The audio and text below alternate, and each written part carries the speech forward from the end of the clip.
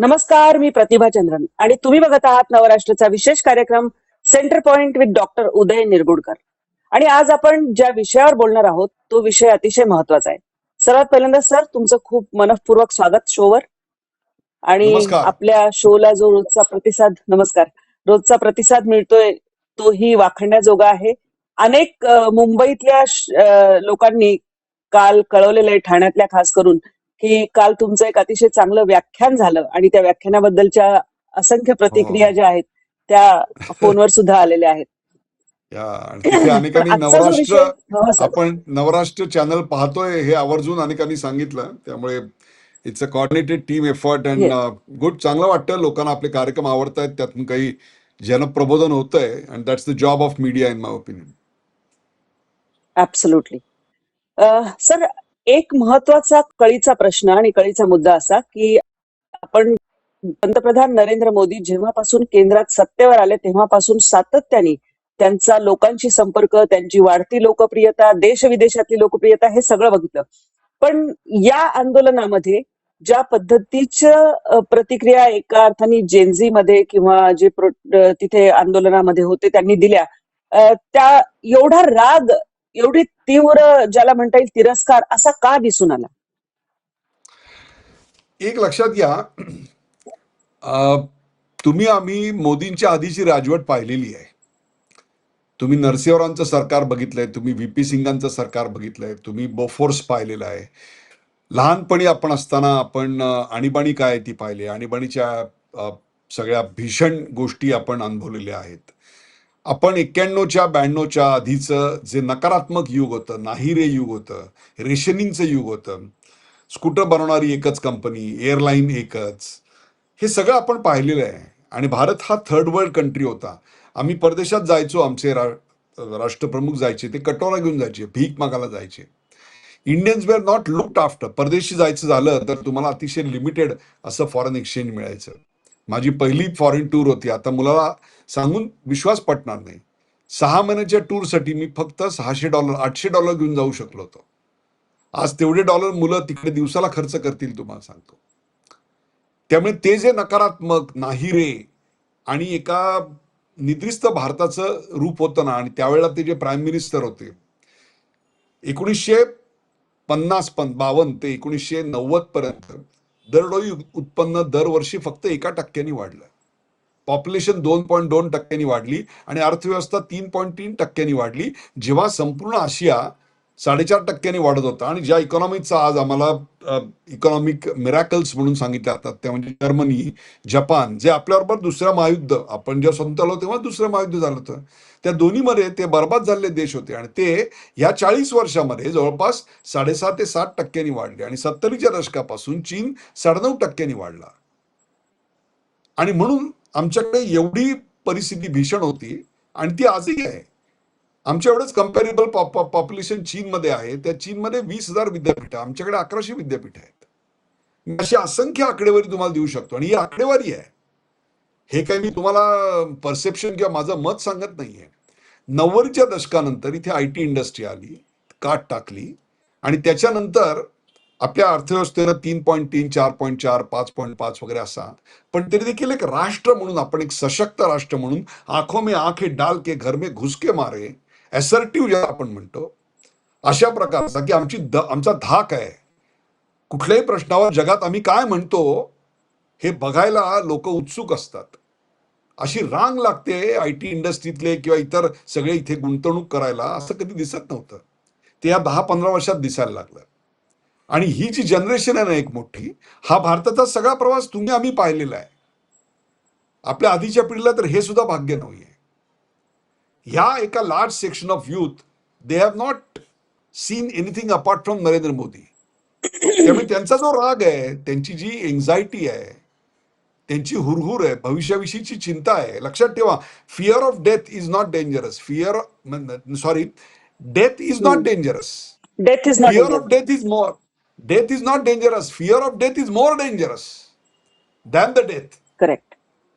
आणि त्यामुळे आताच्या या जगामध्ये आमचं नेमकं काय होणार.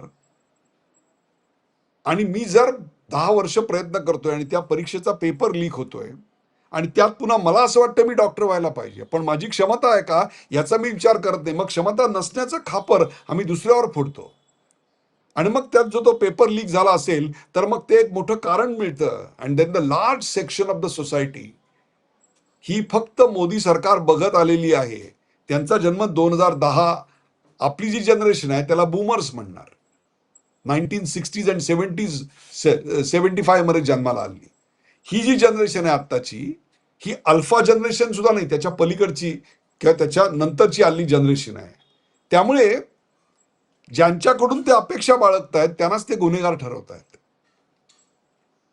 तुम्ही आम्ही एका लोअर मिडल क्लासमधनं वरती आलो आणि एका अप्पर मिडल क्लासमध्ये प्रवेश केला. एक अशी जनरेशन आहे की जी आता अप्पर मिडल क्लासमध्ये आहे आणि they cannot connect with that lower middle class, और they don't want to connect. आणि एक असा वर्ग आहे की जो गिग, 2 वेळच्या अन्नासाठी गिग वर्कर म्हणून काम करतोय, जो तुमच्या घरी डिलिव्हरी देतो. आणि त्यांनीच ममतानीला निवडून दिलं बरं का न्यूयॉर्कमध्ये. तो एक मोठा अनएज्युकेटेड, लेस एम्प्लॉयड, म्हणजे त्यांना पगारच कमी आहे, 15 ते 20,000 25,000 पगार आहे. त्याच्यात त्याला घर चालवायचे आणि त्याला कळतंय की हे घर चालवता येत नाहीये. आणि एक एज्युकेटेड अंडर एम्प्लॉयड वर्ग आहे की त्याला आपल्या भविष्याची चिंता आहे की आता AI येत आहे, जॉब्स कमी व्हायला लागलेत. पूर्वी 1,20,000 जॉब्स तयार व्हायचे, आता 1,10,000 होत आहेत आणि रिक्वायरमेंट 1,30,000ची आहे, 1,40,000ची आहे. मग असं असताना त्यांची जी एन्झायटी आहे ती अशा छोट्याशा गोष्टीतून भडाका उडतो आणि मग त्याला एका मोबाईल मधल्या स्क्रीनचं हेडी कॉकटेल आहे. त्याच्यात गोष्टी सांगितल्या आता तर त्याच्यावर विश्वास ठेवतो. मुलं घरी आली की थेट त्यांच्या रूममध्ये जातात, दार बंद करून घेतात आणि मोबाईलवर असतात. आई वडिलांशी संवाद, संपर्क, पिअर लर्निंग सगळ्यांनाच हे असं इनपुट मिळत आहे आणि टॉक टाइम पेक्षा स्क्रीन टाइम वाढलाय, संवाद कमी झालेला आहे. आणि त्यामुळे त्या इंस्टाग्राम एजमध्ये एक इंस्टाग्राम पेज येतं आणि ते सांगतं की तुम्ही झुरळ आहात, पण मग त्या बोलण्याचा रेफरन्स आणि कॉन्टेक्स्ट काय होता हे माहीत नाही. इंटेलेक्च्युअली जर तुम्ही म्हणाल इंटेलिजंट कोशंट, तर कदाचित आपल्यापेक्षा ही पिढी जास्त इंटेलिजंट आहे. पण ज्याला आपण सोशल कोशंट म्हणू, ॲडव्हर्सिटी कोशंट म्हणू, त्याच्या बाबतीत मात्र प्रश्नचिन्ह आहे. आणि मोदींना याच जनरेशननी निवडून दिलेलं आहे. 2014 मध्ये मला आठवतंय मी सर्वे केलेला होता आणि त्यात जी यंग जनरेशन होती, विच वॉज अबाउट 10%, त्या 10%नी एन मासे मोदींना निवडून दिलं. त्यांनी 2019 साली त्यांच्यावर पुन्हा विश्वास ठेवला, 2024 साली विश्वास ठेवला, पण आता त्यांच्यावर इतर फोर्सेस इन्फ्लुएन्स करायला लागलेले आहेत. त्यामुळे there is a need to have a dialogue with them. And this is where you will find Modi changing gears and lanes. He quickly shifted. Normally जे मन की बात किंवा इतर कुठलीही अनाउन्समेंट करायला तुम्हाला ते टेलिव्हिजनवर यायचे, ते एका क्षणात इंस्टाग्रामवर आले आणि पहिल्या दिवशी त्याला 3,90,00,000 हिट मिळाले. ही जी जनरेशन आहे ती जनरेशन त्या इंस्टाग्रामवर पोचली गेलेली आहे. त्यांची व्यक्त होण्याची भाषा मीम्स आणि पॅरोडी आहे.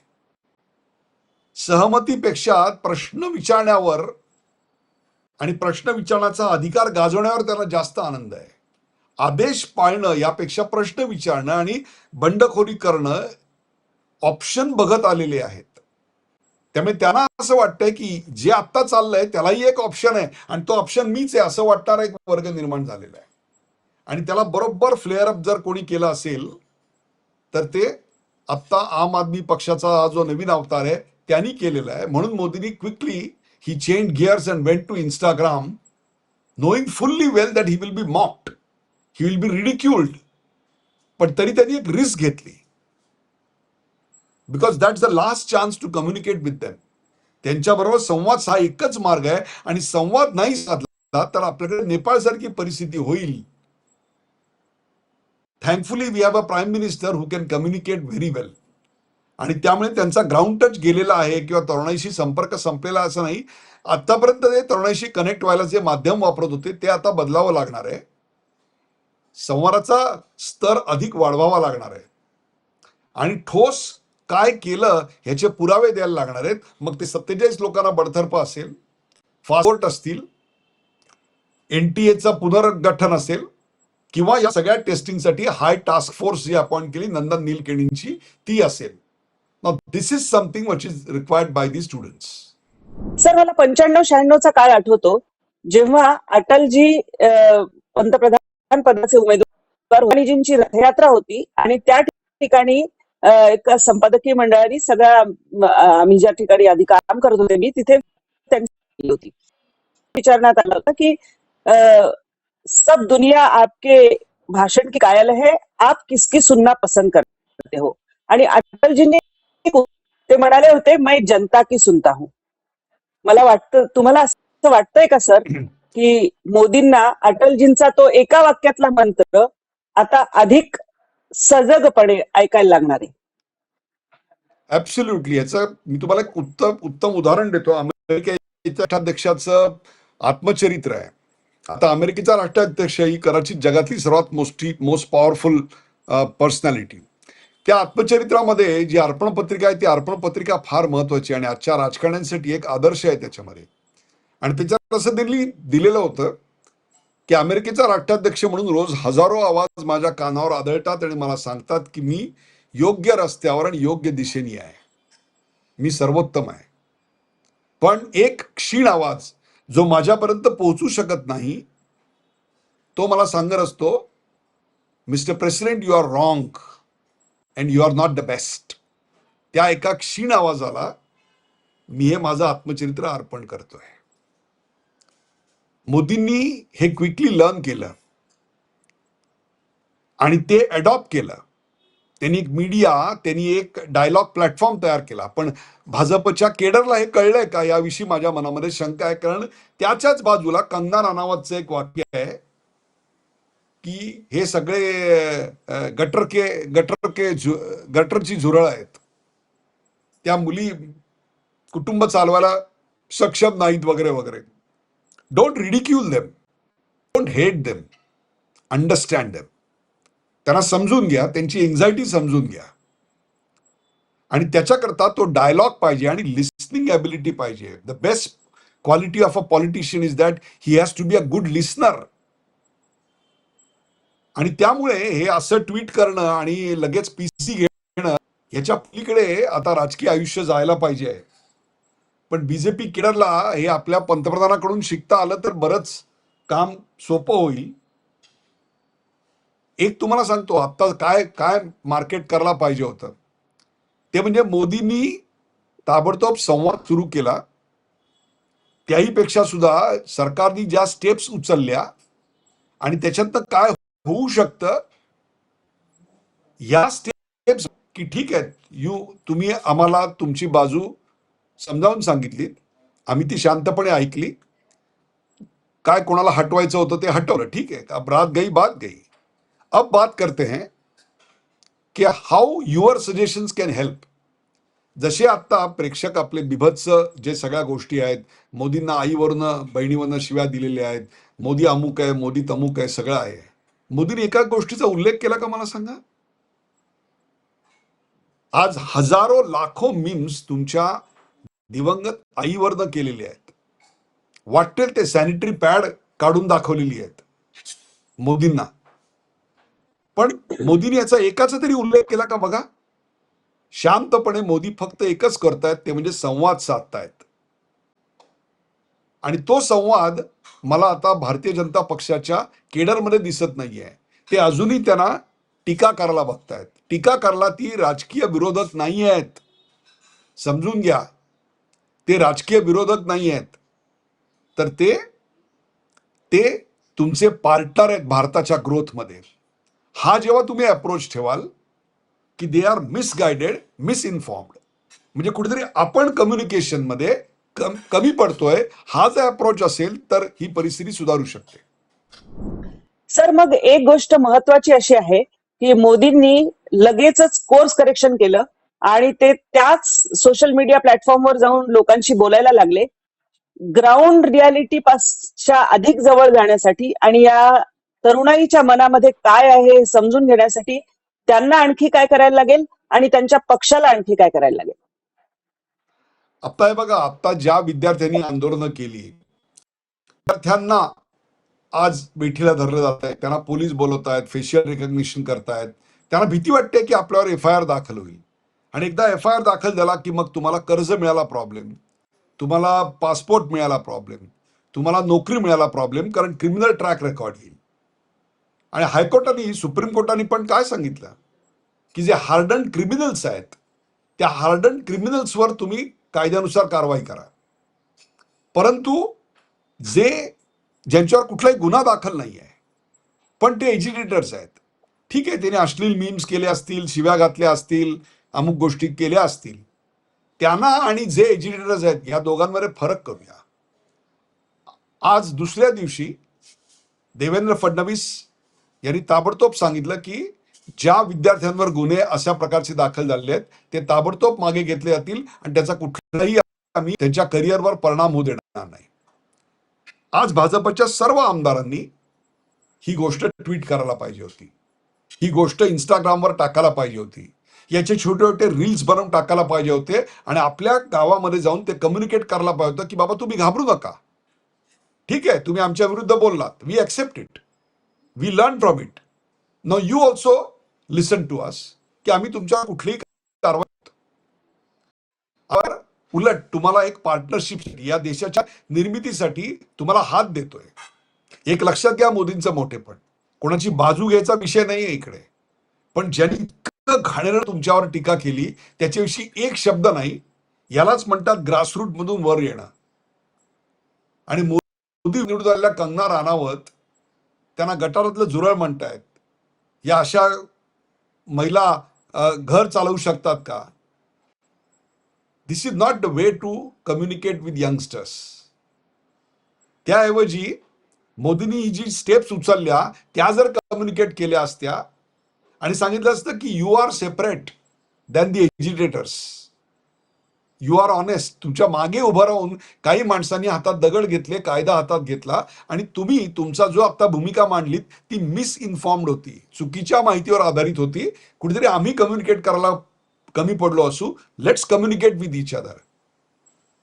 मी तुम्हाला उदाहरण सांगतो, सारंग गोसावी म्हणून पुण्यामध्ये आहेत, ते एक संस्था चालवतात आणि त्याच्यात जम्मू काश्मीरमध्ये आणि उर्वरित भारतामध्ये एक संवादाचा पूल उभा केलेला आहे. आणि त्या असीम फाउंडेशन तर्फे शेकडो मुलं जम्मू काश्मीरमध्ये ज्यांचे आई वडील मिलिटंट किंवा पोलिसांच्या मुठभेडमध्ये मारले गेलेत, त्या मुली पुण्यामध्ये किंवा नाशिकमध्ये, पिंपरी चिंचवडमध्ये शिकायला आहेत. मी म्हटलं हे काम कसं उभं केलं? त्यांनी फार सुंदर उत्तर दिलं होतं. तो म्हणला कुछ नाही, पहिले 6 महिने मी जेव्हा जेव्हा काश्मीरला गेलो तेव्हा तेव्हा फक्त ऐकायचं काम केलं, मी तोंड सुद्धा उघडलं नाही, कारण 2 पिढ्या त्यांनी फक्त हिंसा पाहिलेली आहे. त्यांच्या मनामध्ये सरकारबद्दल राग आहे, उर्वरित भारताबद्दल संशय आहे, मिलिटरीवर राग आहे. त्यांनी एक जनरेशन गमावलेली आहे. घरटी एक माणूस दहशतवादात मृत्युमुखी पडलेला आहे. अशा वेळेला तुम्ही त्यांना अक्कल शिकवायला जाऊ नका, पहिले फक्त ऐका. ते म्हटले मी 6 महिने फक्त ऐकलं आणि नंतर हळूहळू छोट्या छोट्या गोष्टींच्या संवादाला सुरुवात केली. आज 3-4 वर्ष झाल्यानंतर काय घडलं माहितीये? आज त्या संस्थेला 15 वर्ष होत आहेत, पण 10 वर्षापूर्वीपासून काय घडलं? काश्मीरच्या बॉर्डर मधल्या सगळ्या डिस्ट्रिक्टमध्ये प्रत्येक गावात एक घर तरी असं आहे, त्या घरातली एक खोली असीम फाउंडेशनच्या कार्यकर्त्यांसाठी आणि सारंग गोसावी राखीव नाही. ये हमारे सारंग भैया के लिए है. This is called edge confidence winning measure. जेव्हा तुम्ही ग्रासरूट पासून काम करता तेव्हा तुम्हाला हे अनुभव येतात. आणि हे महत्वाचं आहे. मला आणखी एक तुम्हाला आठवण सांगतो सर, की आमचे एक शिक्षक होते. कमरेपेक्षा थोडं कमी एवढं पाणी होतं. गणपतीचे दिवस होते आणि त्यातून ते वाट काढत चाललेले होते. ते मी पाहिल्यानंतर त्यांना विचारलं, सर अहो एवढ्या पाण्यात कुठे चाललात? ते म्हणले नाही, उथळसर म्हणून भाग आहे, तिकडे एक विद्यार्थी आहे, त्याच्या घरी गणपतीला चाललोय. मी म्हटलं अहो गणपती तर सगळीकडे असतो, आता तुम्ही एवढ्या पावसात तिकडे जायचं काय कारण आहे? ते म्हणले अरे गणपती नाही रे, त्या विद्यार्थ्यांनी मला बोलवलंय हे महत्वाचं आहे. मला त्याचा कॉन्फिडन्स तोडायचा नाहीये, माझ्यावरचा ट्रस्ट तोडायचा नाहीये. दिस इज पॉलिटिकल लर्निंग. मोदींनी एका क्षणात गिअर बदलले, त्यांच्या भाषेत बोलायला सुरुवात केली. ही न्यू की ही विल बी मॉक्ड, आणि ते केलं. सौरभ दासनी केलं. फॅन्स म्हणून जे काही नक्कल केली, आता त्याच्यावर ते उलटतंय सगळं. एक लक्षात ठेवा, तुम्ही ऑनेस्टी दाखवा तर तुम्हाला ऑनेस्टी मिळणार आहे. तुम्ही दांभिकता दाखवलीत तर तुम्हाला दांभिकता मिळणार आहे. तुम्ही तुमच्या स्टाफला, ते जे तुमचे तरुण आहेत त्यांच्यासमोर तुम्ही तुमच्या स्टाफला ज्या पद्धतीनं बोलावता, आदेश देता, आणि दुसरीकडे मोदी ज्यांनी राम मंदिर उभं केलं, त्या सफाई कर्मचाऱ्यांचे, त्या सिव्हिल वर्क करणाऱ्यांचे पाय धुत असतात. पुढच्या पिढीपर्यंत एक कम्युनिकेशन होतं. पण दुर्दैवाने त्या पिढीने याच्या आधीची राज्यच पाहिलेली नाही आहेत. त्यामुळे गिला शिकवा आहे तो तुम्ही से है और मोहब्बत भी तुम्ही से है. तो गिला शिकवा बाहेर पडलाय, फार बरं झालं. आणि या निमित्ताने ही जी डाव्या विचारसरणीची पिलावळ होती ती अशा निमित्ताने दरवेळी बाहेर येत असते आणि कळत जातं कोण कुठे आहे ते. तेही फार चांगलं झालं. सर, मग मोदींच्या बद्दल ज्या पद्धतीचं संसदेमध्ये वातावरण चालू आहे, सगळे लोक बोलतायत की तुम्ही त्यांचा जनाधार जातोय, त्यांनी लोकांचा आवाज त्यांच्यापर्यंत पोहोचत नाहीये, हे टीका म्हणून टीका आहे की नेमकं काय? त्यांची राजकीय पुंजी जर म्हणाल ना, तर मला असं वाटतं त्याच्यामध्ये वृद्धी होण्याची आवश्यकता आहे. पश्चिम बंगालच्या निवडणुकीनंतर खरं तर ती पुंजी वर गेलेली होती, परंतु एक बिलो द रडार अशा स्वरूपाची त्यांच्या विरोधातली कॅम्पेन खूप जोरात सुरू आहे. आणि पार्टी लेवलला, पार्टी मेकॅनिझमला, पार्ट्यांची जी विद्यार्थी संघटना आहे त्यांना ती स्मेल करायला, ट्रॅक करायला आणि काउंटर करायला अजून फारसं यश आलेलं दिसत नाहीये. म्हणून तुम्हाला हे सगळं एकत्र येणं दिसतंय. आणि त्यामुळे येस, डू यू थिंक, मला असं वाटतं की form is temporary, class is permanent. So there may be one match where you will find opposition म्हणण्यापेक्षा विरोधी विचार जे आहेत ते थोडेसे हवी झालेले दिसतील. बट लक्षात ठेवा, class is permanent and you will find it सून. आज एवढीच एक अपेक्षा व्यक्त करूया की जसं पंतप्रधानांनी त्वरित आपले गिअर बदलले, आपली भाषा बदलली, तरुणांना नेमकं काय हवंय ते समजून घेण्याचा प्रयत्न केला आणि त्यांच्याशी थेट संवाद साधण्याला सुरुवात केली, तसं भारतीय जनता पार्टीमधले सत्ताधारी पक्षांमधले जे अनेक बोले नेते आहेत, पक्षाला अनेक वेळा बॅकफुटवर नेतात, जे आपण अनेक वेळा पाहिलेलं आहे यापूर्वी सुद्धा. आणि त्याचा फटका 2024च्या ज्या निवडणुका झाल्या त्यात सुद्धा काही बडबोल्या नेत्यांमुळे मिळालेला आहे. या सगळ्यांमध्ये हे केडर काहीतरी शिकेल, ही भाषा शिकेल, ही भाषा आणि जनतेचा आवडण्याचा प्रयत्न होईल. तुम्हाला या सगळ्याबद्दल काय वाटतं? तुमची मतं काय आहेत ती आम्हाला कमेंट बॉक्समध्ये अवश्य कळवा आणि चॅनलला सबस्क्राईब करायला विसरू नका. तुमचं जे उदंड प्रेम आमच्या शोला लाभतंय, कारण एखाद्या दिवशी शो केला नाही तरी तुमचं लगेच येतं की काल शो दिसला नाही, बरं नाही वाटलं. आम्हाला हे खूप उत्साहवर्धक वाटतंय. तुमच्या कमेंट्स, तुमच्या सूचना, तुम्ही जे विषय सुचवतात तेही सुचवत राहा. धन्यवाद. मी निरगुडकर सरांसह आपली रजा घेते. चॅनल अवश्य सबस्क्राईब करा. धन्यवाद. धन्यवाद.